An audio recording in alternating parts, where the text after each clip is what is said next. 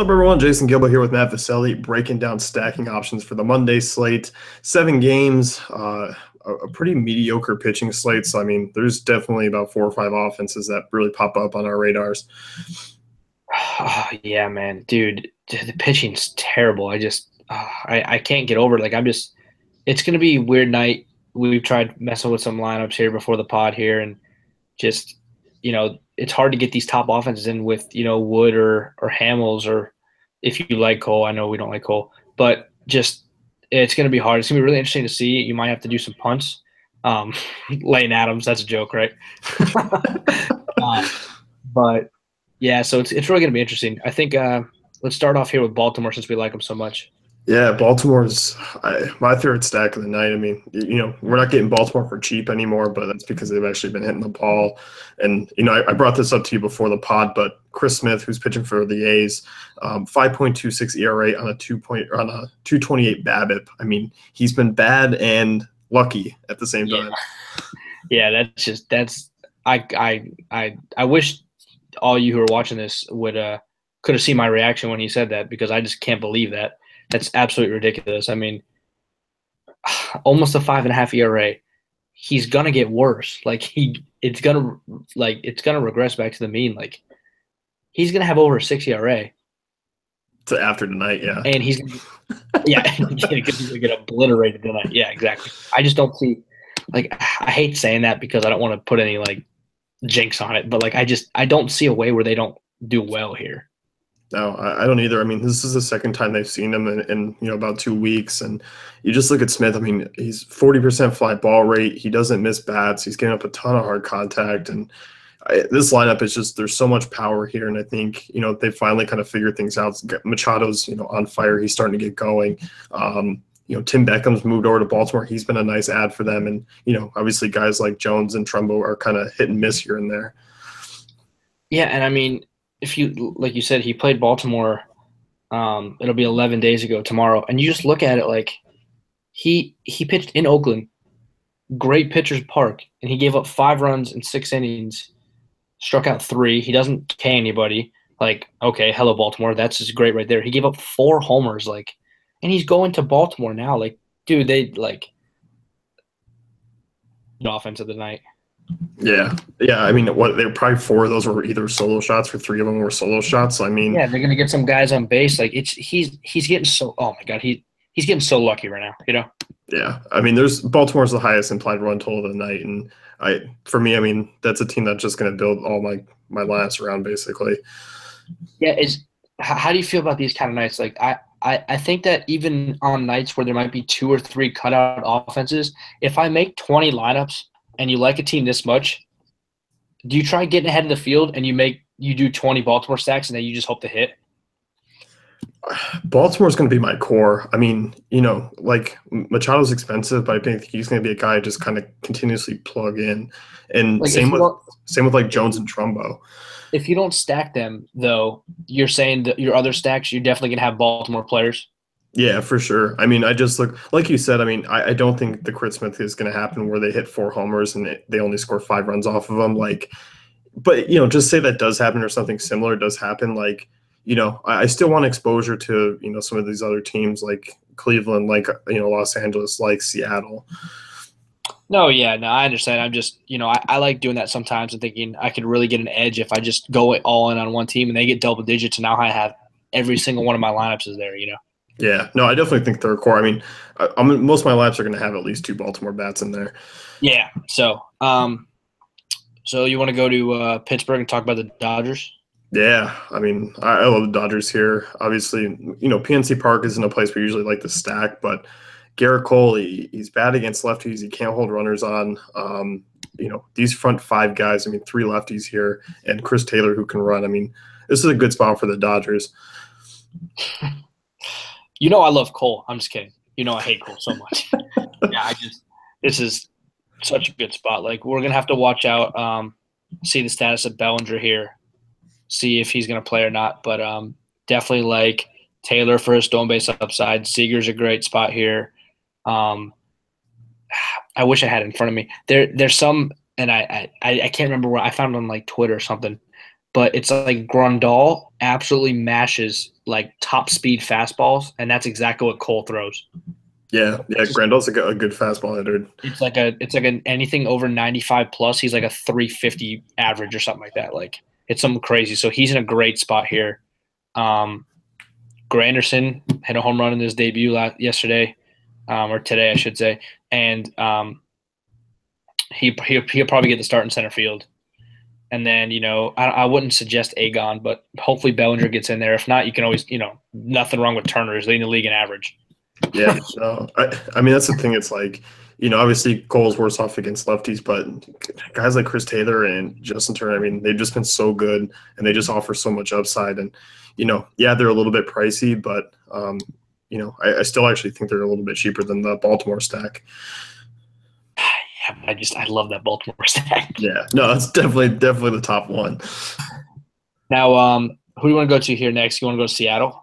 Yeah, Seattle's my team tonight. I think outside of Baltimore, they're really nice value. I mean, Kyle Seager, Ben Gamel, Robinson Cano, Yonder Alonso, 4 lefties to get after Fultonowitz with. I mean, and they're all pretty cheap. I mean, no one's over 4,500 on DraftKings. Yeah. I wasn't really super prepared to talk about them just because I'm a big Fulte guy, and I just didn't really notice Seattle coming over here. Like I know it's happening, but I didn't realize, like you said, how many lefties were going to be in that lineup, and it kind of sucks because I was looking at these offenses and like, wow, Baltimore, wow, Dodgers, this is great. I'm gonna plug Fulte in, but like after you said that, I don't think I can do that anymore. You know, you said they might lose Cruz in the DH, but we talked about they might play 3 lefty outfielders here with because they might sit Haniger and they might play Gamel, Martin, and who's the other one? Heredia's righty, but there was another lefty we were talking about playing out there. I think Heredia's switch. Is he? I thought he was just right. Maybe he is. But Dyson as well. Oh, that's who it was. It was Dyson, yeah. Maybe Dyson plays left field, and then you have Martin and Hamill, and you do that with Seager and Cano and Alonso. I mean, that's 6 lefties.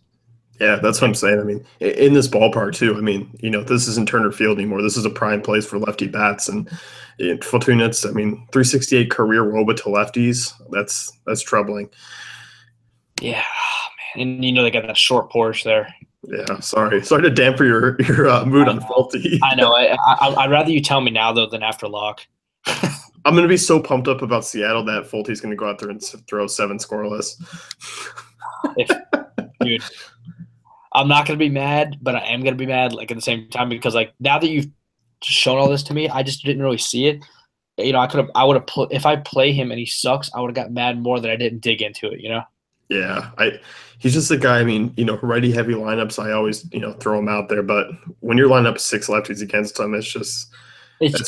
I look at the box scores and I see 35.9 against Miami at home here, and his last 3 road starts were -1.6, -11.2, and -5.7 in course. Who the hell is going to play him against a scorching Seattle offense? Like that's what I like to do. Yeah. I mean, he's one of those boomer bust guys. I mean, yeah, we've seen it this year. I mean, went out against Oakland, dominated Milwaukee, kind of the teams that strike out a little bit. And Seattle's just a good contact team. So, I mean, I think for me, it's just, yeah, they lose the DH, but the 6 lefties here, I mean, that's what I'm looking at. Yeah, it's just I haven't – it's hard. I don't have enough to go on off of him for at least lately for home games. In his last 10 games, he's only pitched 3 at home. And he had 26.5, 11.4, and that 35.9. So he's boomed twice. Yeah. It's Arizona, and, Arizona's Arizona. So, I know what you're saying, but, like, he's got, like – don't you think his K potential is just massive here? I don't see it. I mean, can't you even see a line, even if he gets blown up? Like, could you see like a 4 innings, 7 runs, 7 Ks kind of thing? Like, I feel like the Ks will – that's not what I want, but don't you think the Ks will be there? I don't know, man. It depends on this lineup. I mean, I know he's going to get the pitcher, and he can get Mike Zunino, who's always good for a couple strikeouts. But Seager, Cano, Alonso, Gamel. I mean, those guys just really aren't big strikeout guys, and Segura's not really either.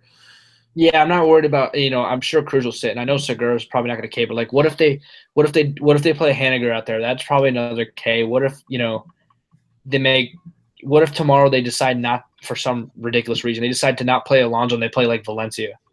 Yeah, I mean, if that's the case, I mean, then you can tack on a little bit more, and I think taking those guys out, it definitely downgrades Seattle. You know what I mean? Like, I think if they, you never know with Seattle because they do have a decent amount of hitters that they can flop around, and like if they go a little more righty heavy than we expect, then I really think Fult's in play. Like I know Cano and Seager are, they're Cano and Seager, but like if they're literally the two guys I'm worried about, I think I'll play them in a tournament at 7K with like sub 10% ownership. Yeah, I mean, on this slate when there's a lack of pitching, if that lineup's right, I'm not going to argue against it. It's just I don't see really besides going up 1,400 for Davies. I know you like Stratton around the same price, but that's what I'm saying. Who's not going to pitch Stratton there? Like why I don't want the chalk there, Yeah, this is like, I mean, it's an interesting one because those cheap guys. I think people are going to be looking. I think that's going to be the difference maker because there's no real cheap offense that's standing out. Yeah, yeah. I'm gonna have to look into it more than a day, but I do think what you said is right, but I do think if they do mess with that lineup, I think there's a possibility that I have them in some lineups. Yeah, oh, certainly. Let's go to Um, Cleveland. Let's talk Cleveland. yep. I know, Yeah. I know you're liking them against Rodriguez here. We were talking a little bit about him before the show, and he's a guy. He throws a lot of fastballs. He can get wild at times. He allows the long ball. And this Cleveland team, I mean, we were talking. They match up so well against lefties. Yeah, I mean, that's why what I was getting to before is just like I know you're more of a you like to approach this more as like a one off, but like dude, I mean, you have E5 here, you got Jose, you got Lindor. I wouldn't play Bruce, but like you can only play Santana or Encarnacion. I'd rather play Encarnacion, but like still you have Encarnacion, Ramirez, Lindor, who I think is a solid 3-man.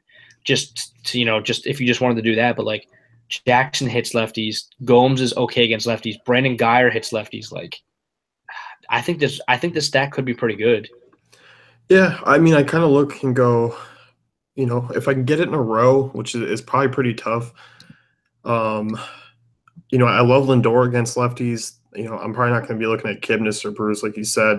I probably won't be paying up for Jose Ramirez either. So I think that's where I kind of got the one-offs because, I like Lindor, I like Jackson, I like Gomes, but they're not really in a row there, not close to being in a row. Yeah, it's probably gonna Lindor will probably lead off, and it'll probably be Ramirez and E5 will go 3-4, and then I mean Gomes will bat ninth or eighth, probably ninth, and Jackson will probably bat seventh. Yeah.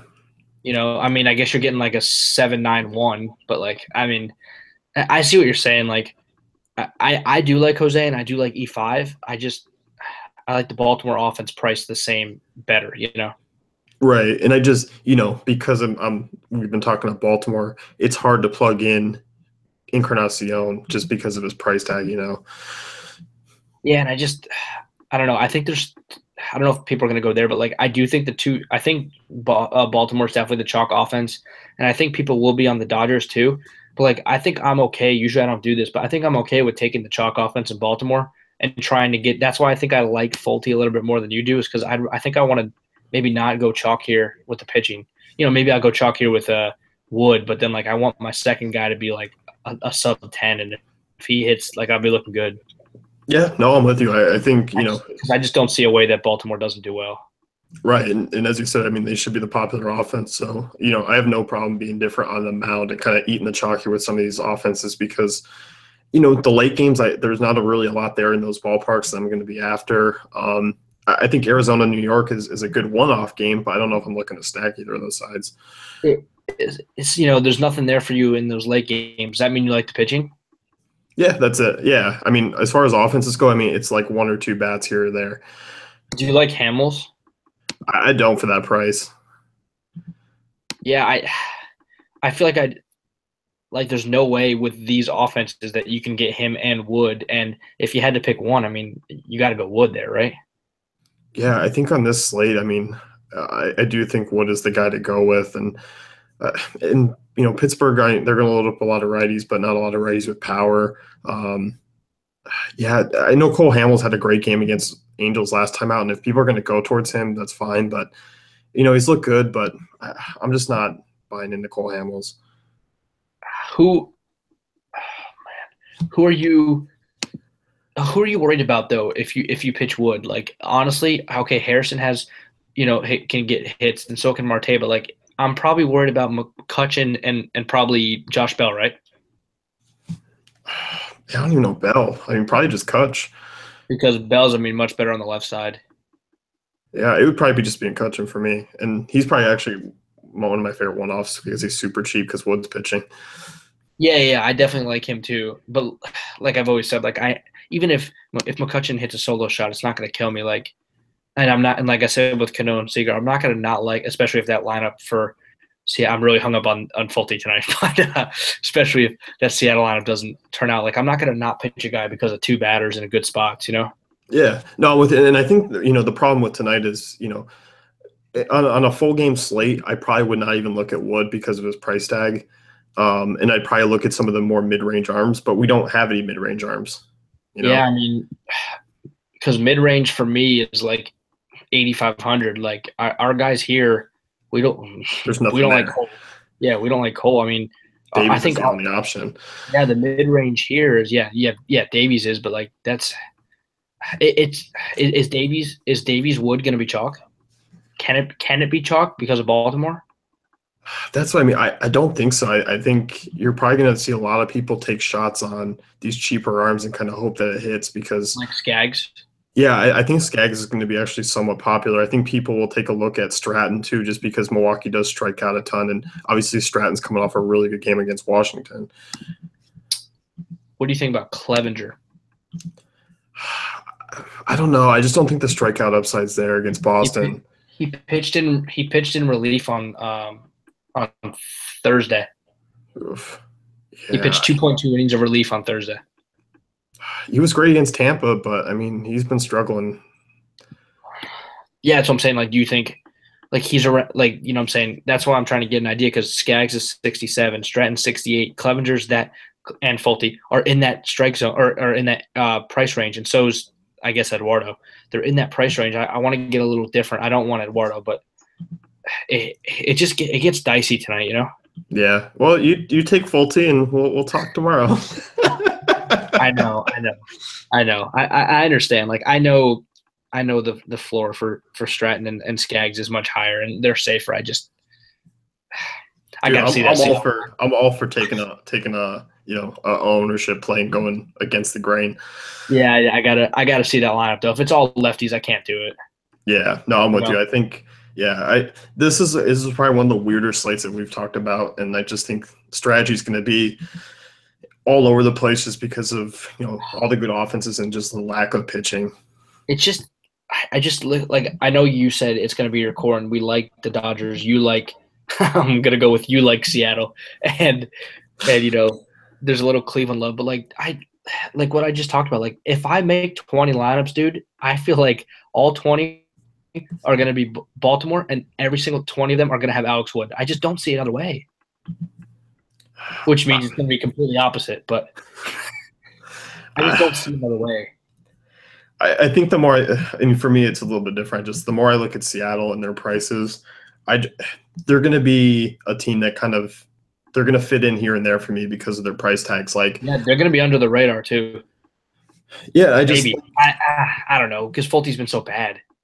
Like I think Cano and Cano and Seager will still draw some interest, but like, guys like Alonso, Gamble. You think people hop off because Cruz will probably be out of the lineup? Maybe a little bit. I don't know if it'll be enough because I don't know if the word kind of gets around between other sites and they're like loving Seattle, then the ownership's obviously going to be driven up. But if no one's really talking about them a ton and everyone's talking about Baltimore and LA, then I think they'll fly under a little bit just because. Just because of the industry. Yeah, this is going to be like I don't think I'm going to ever dig into as much that I need to for a 7-game slate before. Yeah, this is probably one of the weirdest ones that we've had. It's just the pitching, just like, and it's we don't have that value Oakland stack, No, I that wish. value, against a bad pitcher, that random, stack that random Philly stack where me and you were like, let's do it, Yeah, or like that Brave stack, that we always like stacking the Braves. yeah. It's just It's we don't have that tonight to pair with, Davies Wood, for example. We don't have that. Like we can't do Davies Wood. Like I literally told you the scenario that I plugged in 3 minimum guys pretty much with Baltimore and Davies Wood, and I couldn't do it. Like, yeah. It's tricky because yeah, like you said, we're not getting price down bats on tonight's slate, so it'll be interesting to see what people do. And I think pitching. I mean, FanDuel. Thank God you can just choose one. oh my god, I just yeah, maybe that's the way I go tonight. But I always end up having a problem because when I like a team, I want to play 5, and I can't play 5 over there. You Yeah, know, that's true. It's maybe always tough. maybe maybe the way is to pick 3, and then one lineup have this guy, one lineup have the other guy, one lineup have the other guy. Yeah, and we were talking maybe before. I mean, 1 through 7 for Baltimore's in play. It's one of those teams where you can make multiple stacks of it because there's just so many different ways to go. Oh yeah, but what I'm saying is, if you like Machado, Scope, Trumbo the most, you play those 3 everywhere, and then one has Mancini, one has Beckham, one has Adam Jones. Right, right. So So you cover your bases, but you still get Baltimore. But yeah, there's your answer. Play on FanDuel, so you don't have to pick 2 of these guys. yeah, that's definitely the way to go. And I mean, if you didn't get it, Baltimore definitely our favorite team of the night. Yeah, definitely. So, but behind them, I mean, I think LA is obviously intriguing. Seattle, this is where we kind of split up. Seattle's definitely my number 2 behind Baltimore. Well, I think you're kind of drifting away there. Yeah, it's it's offense number 1 is Baltimore. Offense number 2 is Baltimore. Offense number 3 is Baltimore. Offense number 4 is the Dodgers. Yeah, I just, I'm with you. I don't. Even if I'm not nothing against you wanting to play Seattle, you play who you want. I just don't see a way Baltimore doesn't go off here. Yeah, no, I'm with you. I mean, it's definitely those 2. I'm going to probably have a lineup where it's just solely those players. No Yeah, other teams. it's a good option. I'm just hoping Fulte puts up 20. Hey, no, I like it, man. There's always too much agreement on this pod, so it's good that we get to talk it out. Yeah, definitely.